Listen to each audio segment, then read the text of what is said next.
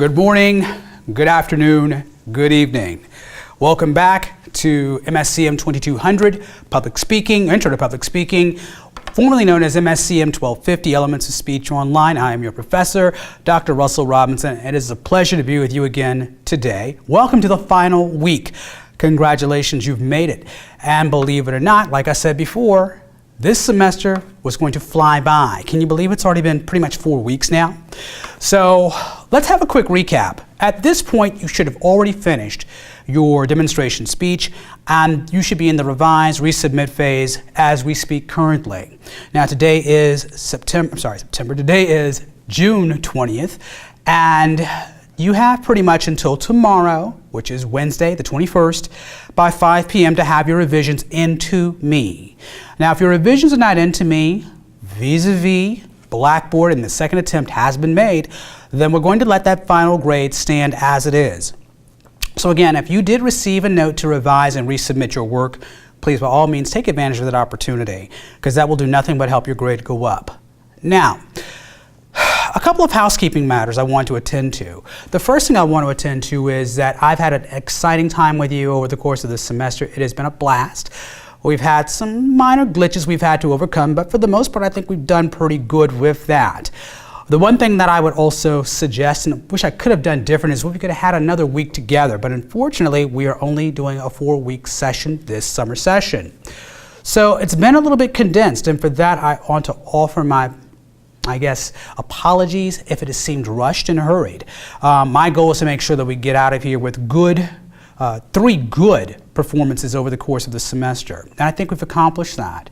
The other thing that I want to also say is thank you for your patience, and thank you for your constructive feedback to your colleagues. That's been most helpful to them, and as we again continue to really rework and really retool this course for other folks, I'm taking all the feedback that we get into consideration so we can make sure that we offer the best class experience for those who take this online in next coming semesters. Now, on to the final presentation, your informative speech. As I've talked about previously, the topic of the informative speech is to address the rising costs of higher education. That's what we were told to do sometime back, I would say like at the first week of the semester or the second week of the semester. So as you approach that, what I would ask you to do is to really think about how you can make that topic your own. Now, you do realize you have a few due dates in front of you, a few items that are due. You have your annotated bibliography, your outline, as well as your PowerPoint presentation, and that is due by the 23rd by 5 o'clock. The 23rd by 5 o'clock, which is Friday. So if I don't have it in by the 23rd, I am not going to take it any point afterwards. So I need it by the 23rd at 5 o'clock. Now, with your annotated bibliography, I have taken the time to provide you with a tutorial as well as some links, and I think I've sent those already to you via Blackboard. Tutorials and links that will help you as far as preparing your annotated bibliography and the types of sources that we're looking for and expect. What I am, again, and I'm going to just clarify it, what I'm looking for are 6 minimum sources for your annotated bibliography. They must include 2 peer-reviewed journal articles, 2 news stories. They can come from local or national, and 2 data sets. They have to be statistical data sets that you interpret and remake. Let me go ahead and stress that, remake them. I don't think it's appropriate for you to copy and paste a data set. You need to remake the chart or come up with some way to make sure that those graphics are incorporated. If you go ahead and copy and paste someone's work without their knowing about it, that's called plagiarism. And that is a violation of intellectual property, and in some cases at other institutions, including ours, it can be a ground to have your work failed, or in some cases being targeted for expulsion from the university. So you want to make sure that you avoid anything like that. That's why I say it's important that you collect the data or look at the data sets that exist and then just give them proper citation, and again remake them or put them together, if you don't mind, using the Microsoft Office suite that you have available. Certainly you can use Excel, you can use Word to create a graph if you'd like, but we want to make sure that we do that in the original format. Now, the other thing that I did say is that I wanted to make sure that the work that you do as far as the annotated bibliography is concerned, we said 6, and I said that's the bare minimum. So let me put this in perspective for you. If 6 is the minimum, then I'm thinking that the minimum is a D. to pass. So I want you to go a little bit above and beyond the minimum. Put some work into this. That's been one of the main things I've noticed over the course of our time together, is that we have had some instances where students believed that the bare minimum was acceptable. And in my classroom, part of my teaching philosophy, my pedagogy, is that the bare minimum is going to get the bare minimum grade. So please take pride in what you put in to submit to me. Put in your very best effort. I've seen some work and some creative work from the past 2 speeches that have just been, in my opinion, bar setting. They set a new standard, and I'm very proud of that. And in some cases, I have seen work that, in my case, really lets me know that, okay, you believe it's summer school and you feel that it's summer school, I can be a little lax. We don't want that to be the case. I want to make sure that you put forth your best effort possible. As you also put together your annotated bibliographies, please take heed to the proper format. Again, take advantage of the websites that I provided to you. And in fact, one of the main things that people were sent back and had to revise and resubmit their outlines was because they failed to follow proper format. And format is essential. If you don't follow the proper format, I can't accept it. So please, we want to use APA style. And I've provided examples for you as far as putting together an APA style annotated bibliography. And so it's not just that you provide abstracts. You actually have looked at the articles, you've looked at the material, and you've done some type of a synthesis with that. Now, from that annotated bibliography, my expectation is that that translates over into your outline.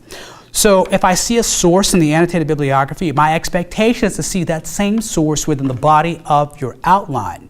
And then within the body of the outline, it is important too that that same source translate itself or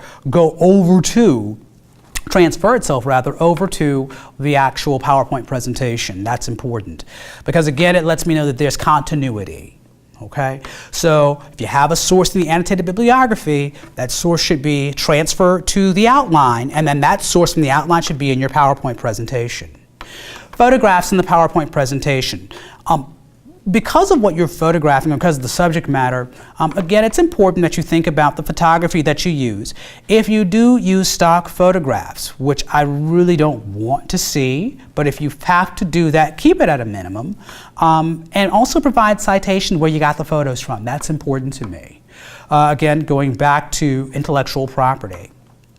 The other thing I would also, again, stress is that this is the actual presentation that we need to have that audience for.